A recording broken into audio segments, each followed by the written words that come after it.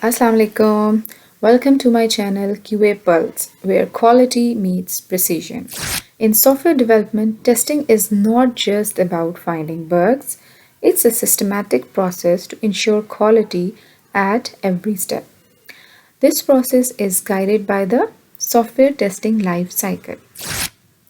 These are the phases of STLC: requirement analysis, testing, test planning, test case development, test execution, and test closure.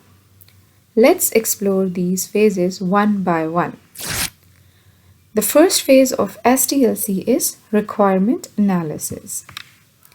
In this initial phase, the QA team gathers around like detectives investigating a crime scene. The QA team reviews the software requirements document, which is also called as SRD, and other related documents to understand what needs to be tested. They identify any ambiguities, inconsistencies, or missing requirements and create a list of testable requirements and requirement traceability matrix to map requirements to test cases. Do remember, guys, that requirement analysis is actually a phase where testers become mind readers because no one knows what they actually want. In the test planning phase, we define the scope and objectives of testing, ensuring a clear understanding of what needs to be tested and why. This includes identifying the types of tests required, such as functional, performance, or security testing, and determining the resources needed, including tools, environment, and skilled personnel. Effort estimation and scheduling are critical to align testing activities with project timelines, while potential risks are identified to develop mitigation strategies proactively. And the key work products from this phase include the test plan, which outlines the overall testing approach, the test strategy, which provides high level guidelines, and the risk management plan, which addresses how to handle identified risks. And remember, guys, test planning is like planning a wedding: too many expectations, but not enough budget. Now comes the test case development phase, in which we focus on creating a comprehensive and structured test cases, which involves specifying what needs to be tested, the steps to execute the test, and the expected outcomes. If automated testing is a part of the strategy, this phase also includes creating test scripts using automation tools. Additionally, preparing test data is a critical task at this stage. It involves generating or identifying realistic data sets that closely resemble real world scenarios. The key outputs or work products of this phase includes well-documented test cases, realistic and comprehensive test data, and automated test scripts if required.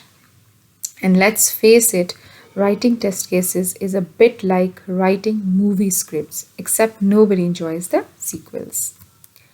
In the test environment setup phase, the primary focus is on creating a controlled and stable environment where testing can be executed effectively.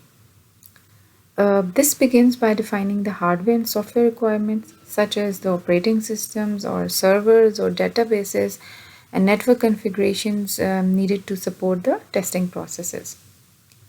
Once the requirements are cleared, the test environments are configured accordingly, which may involve setting up virtual machines, staging servers, or test beds. Additionally, this phase includes the installation and configuration of testing tools and technologies, such as the test automation tools, performance monitoring tools, or bug tracking software to ensure all necessary sources are in place. The key outputs or work products of this phase are the test environment setup, which confirms readiness for testing, and a verification report, which documents that the environment meets which documents that the environment meets the defined requirements and is functioning as intended. By completing this phase, we ensure a reliable platform for executing test cases without interruptions or mismatches. And remember, the test environment is always ready until it isn't.